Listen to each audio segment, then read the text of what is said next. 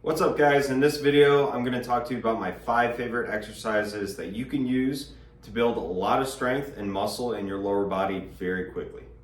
Now, when you're doing these exercises, you typically want to stay in a rep range of somewhere between 8 and 15 reps. Also, the weight that you're going to be doing is very important. To say if you get to 10, 12, 15 reps, whatever it might be, and you're not challenged at all by it, you're not going to send the signal to your body that you need to actually break down the muscle and then rebuild later on. All right, so whatever rep range you choose, say it's 10 reps, by the time you get to the 10th rep, you should only have about 2 or 3 reps left in the tank before you fail. But you shouldn't actually go to failure. Now you can do 3, 4, or 5 sets of the exercise, but you'll be surprised as to how much muscle you can actually gain, how much strength you can actually gain with just 1 or 2 sets. So the first exercise is the goblet squat. And I really like this exercise because it's extremely simple. All you need is 1 kettlebell and you're all set to do the exercise. So when you're setting up for it, you typically clean the kettlebell up and hold on to it right here at your chest. And then you want to find your squat stance after that. So typically feet just outside the shoulders is pretty standard for most people with your toes pointed slightly outward. And then you could go into your squat. So you simply push your hips back just a little bit, sit straight down, make sure your knees are directly over your third toe, and control that weight all the way down and all the way back up. Now the second exercise I really like is the front squat. So it's a little bit more challenging for most people because it requires a lot of wrist and elbow and shoulder flexibility in order to get into that position. But if you have that flexibility, having the barbell sit on the front of your shoulders puts the load slightly further forward, and it allows you to utilize a little bit more of your quads relative to your hamstrings and glutes. So it's set up by finding your hand grip first. Typically just outside the shoulders, you'd step under the bar. You want to get your elbows up and in and keep them that way with your upper arm about parallel to the ground. So typically once you descend down into the bottom of the squat, that's where a lot of people lose this position.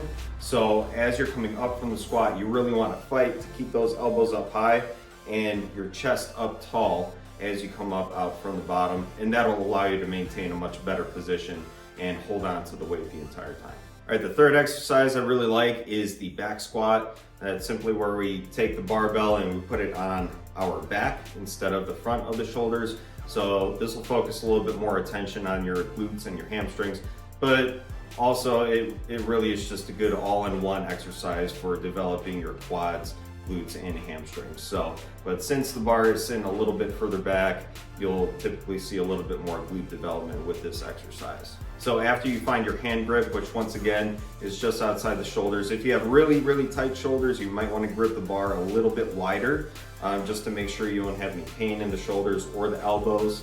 And from there, you want to go ahead and take a step back and find your squat stance just outside shoulder width. Descend with control, and you can lean a little bit more slightly forward compared to the front squat because the bar is sitting on the back. So it also depends on how tall you are. If you have longer limbs in comparison to some, you could sit with your chest a little bit lower towards the ground. So positioning in the back squat really varies for a lot of different people. So you're gonna have to find what's right for you. All right, the next exercise is the rear foot elevated split squat. Now you can hold the weights in a number of different ways. You can hold 1 weight at your chest.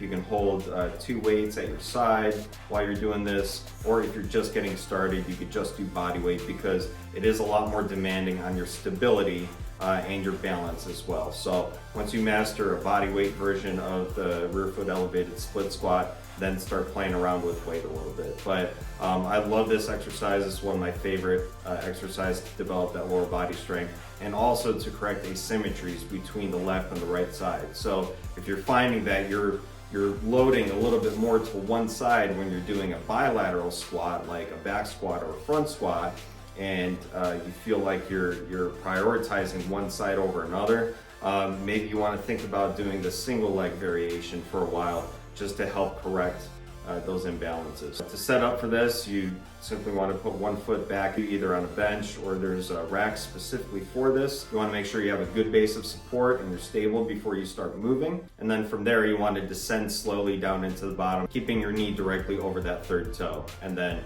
controlling the ascent from there. And finally, the last exercise I really like, in particular to develop more of the posterior chain, which is your hamstrings, your glutes, and your back muscles, is the Romanian deadlift.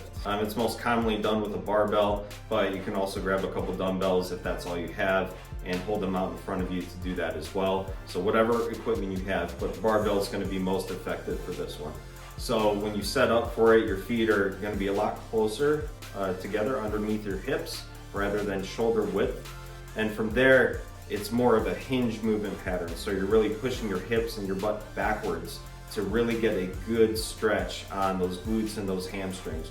And that's mostly where you're gonna feel it. So just make sure when you're hinging your hips back and you're bringing your chest down that your back is completely level. You wanna go down to where the barbell is just below the knees, or if you have the flexibility for it, you could go a little bit lower to about middle of the shin.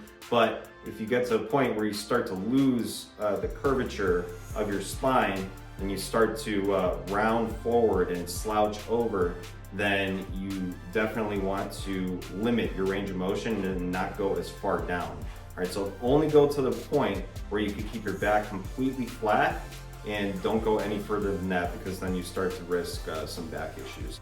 But if you stay within your limitations, this exercise is fantastic for developing the glutes and the hamstrings. Thanks for watching, guys. If you enjoyed this video, go ahead and hit that like button and also subscribe to my YouTube channel. You can also head on over to my website, that's wolfpackfitness.com, and I have a whole bunch of free workout programs that you can download, as well as a whole bunch of health and fitness guides.